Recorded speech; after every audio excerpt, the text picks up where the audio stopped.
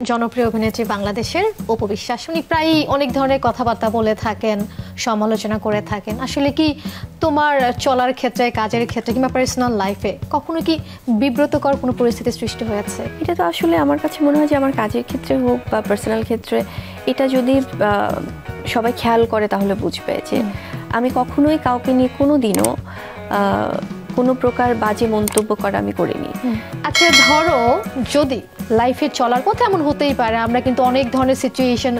Face করি, কখনো শাকিব খান এবং অপু বিশ্বাসের সাথে তোমার দেখা হয়েছে, সেক্ষেত্রে তোমার শাকিব খানকে কি বলার রয়েছে? আমাদের যেটা হয় যখন আমরা একসাথে হয় না, অনেক সময় অনেক বাচ্চাদেরকে নিয়ে আমরা একসাথে দেখা করছি বা বাসায় যাচ্ছি শাকিব খানের, বা ওইখানে আমরা সবাই একসাথে গেট টুগেদার করছি, তখন তো ওখানে দেখা গেছে যে আমি বাচ্চাকে নিয়ে, আমি শাকিব একসাথে আমরা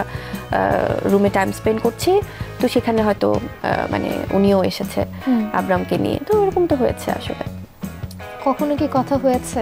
জাস্ট বাচ্চাদের জন্য যেভাবে একটা, না ধরো শাকিব খানের সাথে অপু বিশ্বাসও আছেন সেখানে প্রেজেন্ট, এই বিষয়টা যদি কখনো ফেস করো তুমি? এটা আসলে আমার কাছে মনে হয় যে যখন যে সিচুয়েশন আমরা ফেস করব তখন সেটা ডিপেন্ড করবে কেমন কি হচ্ছে। না, আমার একটু কিউরিওসিটি যে অপু বিশ্বাসকে তুমি কি বলবে এই সময়, আমি জানতে চাই কি বলার থাকতে পারে তোমার?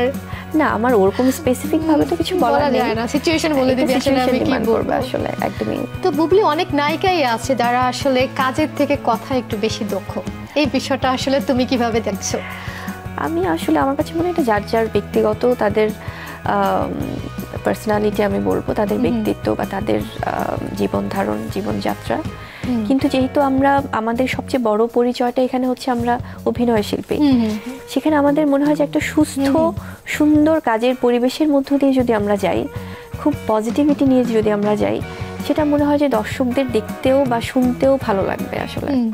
অনেকেই রয়েছে তারা কিন্তু আসলে কাজ ছাড়া শুধুমাত্র ভাইরাল হতে চায়, বিষয়টা আসলে কিভাবে দেখো তুমি? এটা আমার কাছে মনে হয় যে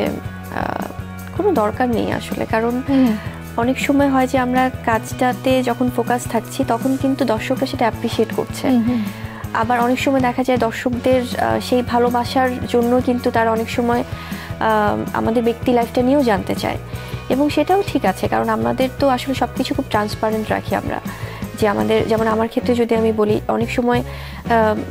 দর্শকদের জায়গা থেকে সবসময় জানতে চাই শেহজাদ কী করছে, বা শেহজাদের এখন ওর কীভাবে সময় কাটছে, বা ওর কিছু কিছু ভিডিও ক্লিপস দেখতে চায়, তখন হয়তো আমি শেয়ার করছি ভালোবাসা, ভালো লাগা থেকে, বা আমাদের ব্যক্তি জীবনটা। কিন্তু সব কিছুর মধ্যে একটা লিমিটেশন থাকা উচিত, যে কতটুকু কি আসবে, বা আমাদের ভাষাগত জায়গা থেকেও লিমিটেশনটা থাকা উচিত, যে কিভাবে আমরা আরেকজন শিল্পীকে মূল্যায়ন করছি। বন্ধুরা, এক অনুষ্ঠানে বুবলিকে প্রশ্ন করা হয় যে তুমি যদি কখনো অপু বিশ্বাসের সামনাসামনি হও তাহলে কি হবে, তোমার কি বলবে, তুমি তোমার রিয়াকশনটা কি হবে? তখন বুবলি বলে, আমার সাথে অনেকবার দেখা হয়েছে অপু বিশ্বাসের সাথে, আমরা একই সাথে যখন ফ্ল্যাটে এই বাচ্চাকে নিয়ে খেলাধুলা করতেছি শাকিব খান সহ, তখন হঠাৎ করে অপু বিশ্বাস তার ছেলেকে নিয়ে আসে, তো এখানে আমরা অনেকবার দেখা হয়েছিল, কিন্তু